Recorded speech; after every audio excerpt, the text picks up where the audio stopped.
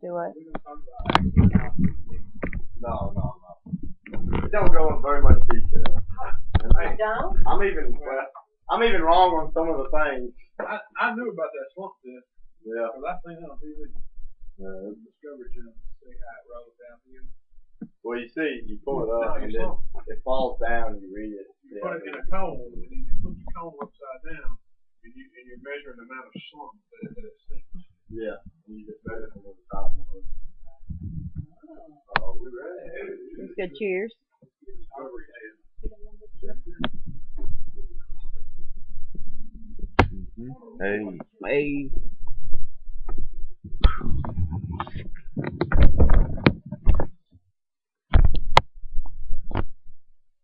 Concrete is a very diverse item used in construction. Many people do not know anything but the basis of what concrete is used for. People usually don't know its makeup. Most people think that concrete is just cement and water. In retrospect, there are very many other things that go into the concrete. The makeup of concrete and ways to test concrete are different things you have to think about when dealing with it. Concrete is made of cement, water, fine aggregates, and also coarse aggregates.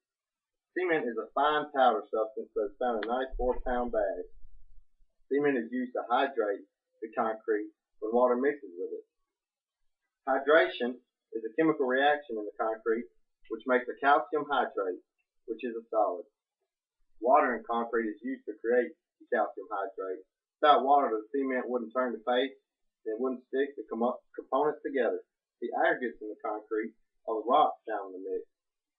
Coarse aggregates are found in concrete to suck up the heat away from the concrete and also to add strength. The coarse aggregates are large rocks. The fine aggregates are generally consist of sand or crushed stones. They are smaller than 5 millimeters. Fine aggregates help fit into the hole of the large aggregates leaves, and there are air pockets, and they also add strength. There's also a series of tests to see how good the concrete really is, and by good I mean strength, density, and its air percentage. 6 tests used to test concrete are temperature, slump, rollometer, density, air pot, and field specimen test. The temperature test is done to check and make sure that the temperature is between 30 and 100 degrees Fahrenheit. If the concrete is any degree smaller or larger, the concrete will not hydrate correctly. The second test is called the slump. To find the slump, you have what is called a slump cone. Slump cone is 12 inches tall. It is filled with concrete in 3 layers by volume. On each layer, you must use a 5/8 rod to tamp the concrete 25 times. Once the 3rd layer is filled, a little over the top of the cone and tamped, a strike-off bar is used to scrape the concrete off and get it level with the top of the cone. Once that is done, you clean around the base of the cone. The cone is then lifted up 12 inches in 3 seconds. And to find the slump, measure from the middle of where the concrete fell to where the top of the cone was raised from. The next test is called the rollometer. The rollometer has 2 parts, a mold and a neck that sits on top of the mold. The mold is filled in 2 layers by volume, tamped 25 times, and also hit with a rubber mallet 10 to 15 times each layer. Once the last layer is filled, tamped, and hit, strike-off bar is used to get the excess concrete off the top of the mold. The top is then latched onto the mold. The top has a neck on it, and a funnel is put into the neck, and 2 pints of 70% isopropyl alcohol is poured into the neck, then followed up by water until the top of the meniscus reads 0. Screw the top onto the neck. Then the rollometer is picked up. It must be inverted and for 5-second intervals for a total of 45 seconds. Once the 45 seconds is over, you must put the rollometer on the ground and invert the neck at a 45-degree angle and roll it for a minute. Once the minute is over, set the rollometer upright on level ground and take the top off. Let the water settle and read the meniscus. Record where the meniscus is. Put the top back on the neck and roll the rollometer again for another minute.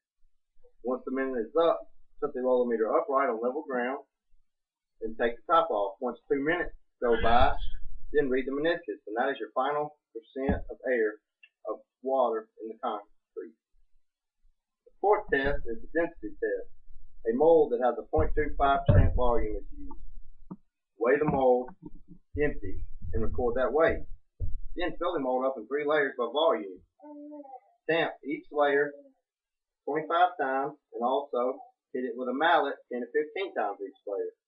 After the 3rd layer is tamped and hit, use a strike-off plate to scrape the concrete off and make it level with the top of the mold. Then clean around the mold and weigh the mold with the concrete in it. Then subtract the weight of the mold by the weight of the mold with the concrete in it.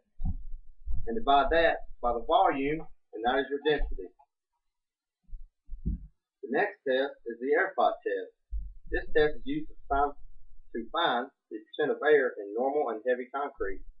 The air pot is filled up the same way the density test is, except a strike-off bar is used, not a strike-off plate. A top is then put onto the mold and latched down. The top has an air gauge, a pressure pump, and 2 air valves on it. Once it's latched, water is put into one of the air valves until water comes out the other air valve to make sure there's no air in it. Once water is seen, pump the pressure pump until the gauge reads 0. Then close the air valve and let the air out. Whatever the gauge reads after all the air is out, that is your percent of air in the concrete.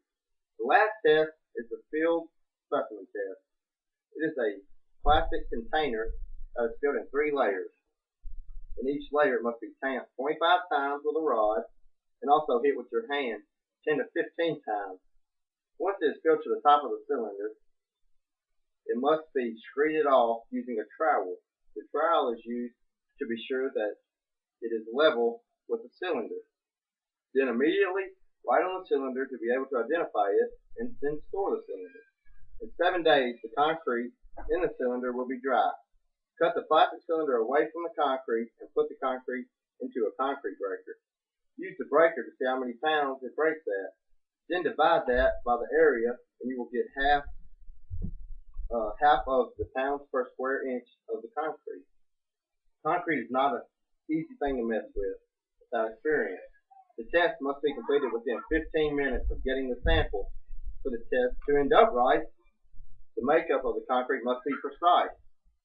So the makeup of concrete and the testing of concrete are equally important when it comes to dealing with concrete. Okay, now you gotta show everybody.